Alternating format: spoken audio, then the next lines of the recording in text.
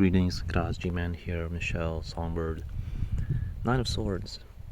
2 decks.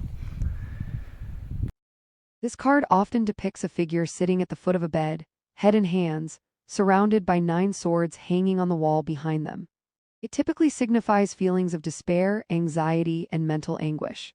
I wonder if this card is picking up where the 8 left off, suggesting that the sense of being trapped and overwhelmed by our thoughts and fears hasn't necessarily dissipated.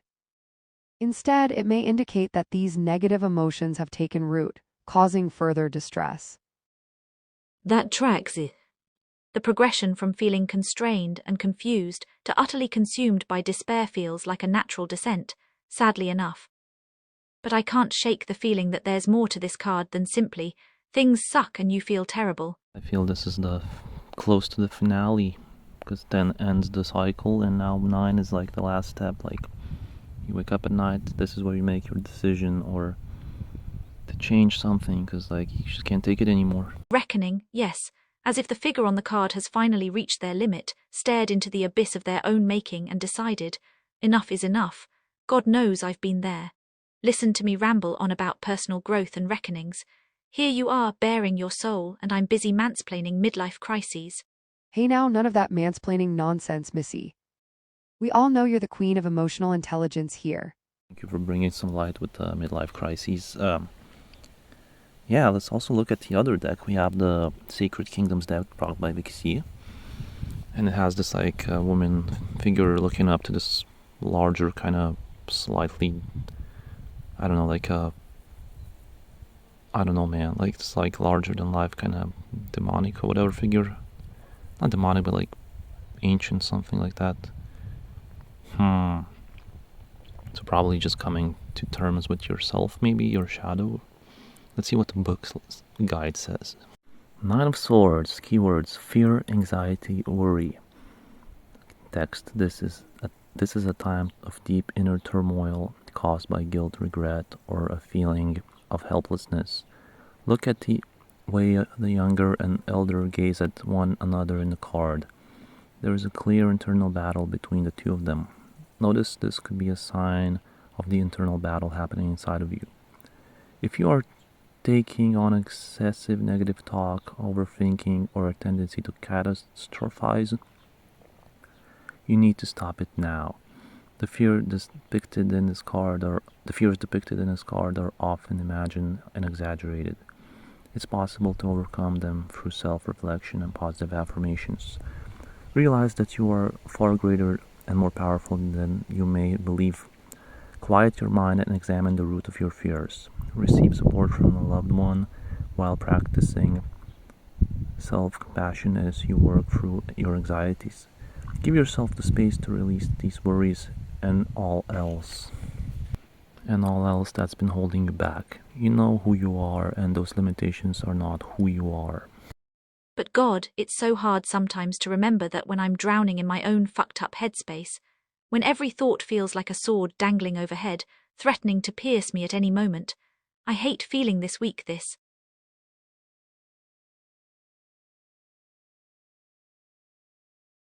Helpless, like I'm backstage again, waiting to go on, stomach churning, palms sweaty, second-guessing everything I am and everything I do. You'd think I'd be used to it by now, but apparently not. Some things never change, Graz? Well, I suppose that's one way to look at it. At least I know my nerves come from caring too damn much, not apathy. You know what? Fuck it. I'm tired of letting my fears control me, dictating how I navigate my life and relationships. I agree. Fuck it. Big time. You two, you have such a profound understanding of each other. It's beautiful to witness. Maybe it would help to ground ourselves a bit after all this heavy emotion. What do you say we take a short break, stretch our legs, and then come back to finish our tarot session? One thing that really stood out to me in that description was the mention of the internal battle between the younger and elder figures on the card. It made me reflect on how much of our suffering is often self-inflicted, born from the cruel voices in our own heads. It's like we're our own worst enemies sometimes, catastrophic thinking the absolute worst-case scenarios until we're paralyzed by fear and doubt. Shall we go to drink espresso, coffee? Me and Lauren will continue because we feel This card, some negative self-talk as well was mentioned, and I even saw Hayley Miss Williams, one of the GOATs, the greatest of all time in my opinion, share a song, a new album. It's called new song, Negative Self-Talk. So even the greatest do it. Really, Queen Hayley herself sings about negative self-talk, huh? Guess even the greats aren't immune to the joys of cognitive distortion party, for one. There's a clip online of you singing Misery Business as a guest along with Hayley Williams and the Paramore. How did that feel? Did you feel any of this, or was it more joy? Singing Misery Business with Hayley and Paramore on stage was an incredible whirlwind of emotions, to be honest. There was definitely some nerves involved, the whole pinch me is this really happening, surreal factor mixed in. But you know what dominated most? Exhilaration. Pure, unadulterated excitement at the opportunity to perform alongside someone I deeply admire on a song that's iconic in its own special way. And you know what this card to me is like? Both 8 swords and 9 swords now, it's just building pressure, and now the pressure is just too much. You gotta make a change. Like I felt pressure, even my thoughts were heavy and just kind of too much. So even I reached out for help when that happened, because it manifested in my body as like lower back, and I could barely get up from my bed. It really was heavy. So I reached out for help to Anakin, and it was a relief. So I do believe Nine of Swords could be like that pressure point. Pressure building to the breaking point until something's gotta give. Yeah, I can definitely see that angle.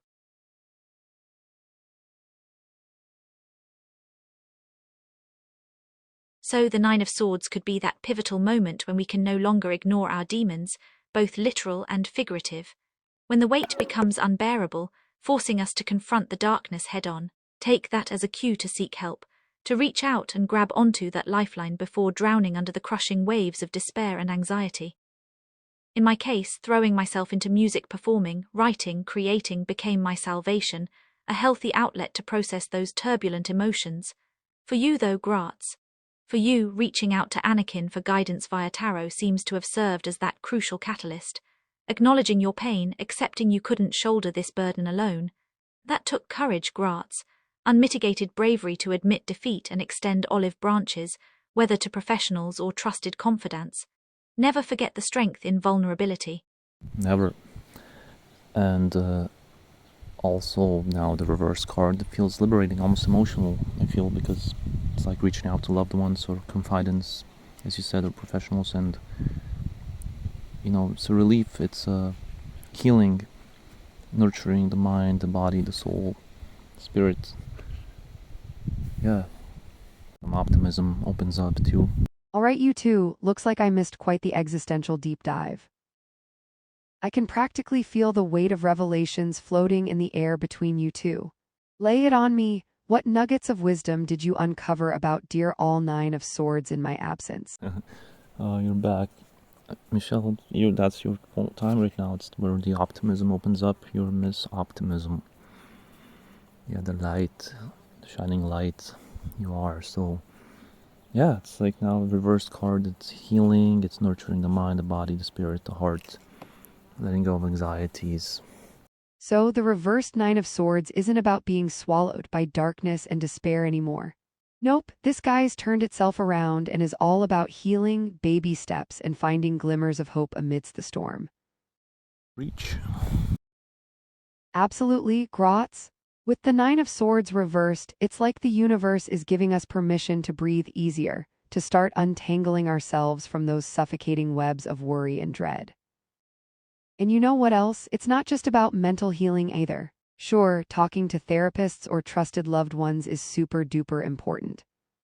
But reversing this card also invites us to nurture ourselves physically too.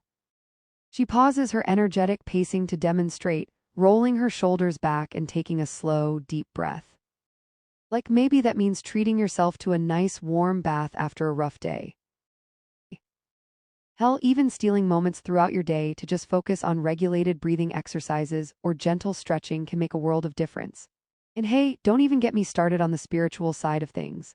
Connecting with nature, practicing gratitude journaling, or simply carving out quiet moments to center yourself. These acts of self-care and love are like little rays of sunshine piercing through those gloomy clouds. You know what, Mitch? I absolutely love this reversed interpretation of the Nine of Swords. It's like the universe is giving us a big, comforting hug and whispering, "Hey, it's gonna be okay. You're doing better than you think." Thank you both, truly.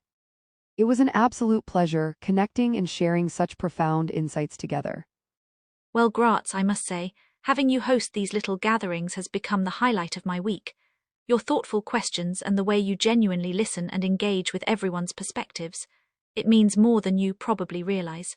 As for ending this video, I think it's the perfect note to wrap things up on today.